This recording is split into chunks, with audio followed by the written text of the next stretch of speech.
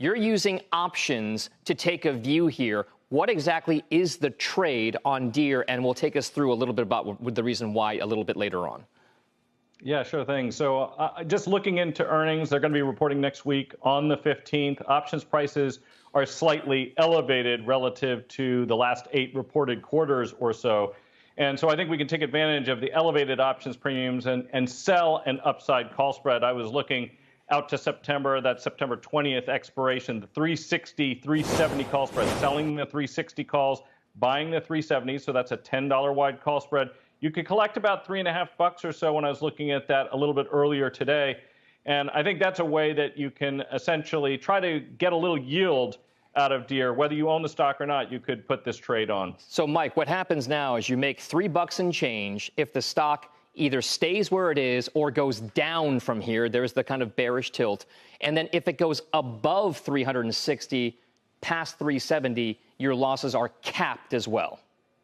Yeah, that's right. So I don't generally like to sell uncovered calls going into events such as earnings, and you can always get a surprise. And, you know, I think we have a sense of what's going on for agricultural equipment. Of course, that's the biggest driver for Deere right here. But I think capping that upside risk, as you point out, is an important element of the trade. You know, Mike, commodity prices are one of the issues that Deere must confront. You see others?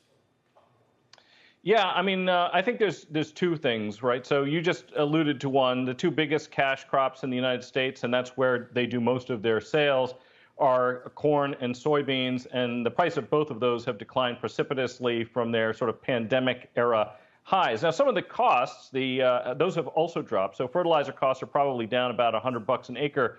But I think it's important to remember that for farmers, when you start seeing a really big increase in prices of the commodities they sell, you know, buying new equipment in that year can make a lot of sense, in part because of tax reasons. So they can take accelerated depreciation. That encourages, when you have that banner year, for you to go out and spend that money on new equipment that year. And we're back to 2018 prices in both of those two commodities I just mentioned. So you don't have that reasoning standing behind a purchase of a big, some kind of combine or mower or whatever they, there you go. Whatever they got. Mike Khouw, thank you very much. Appreciate it. Thank you.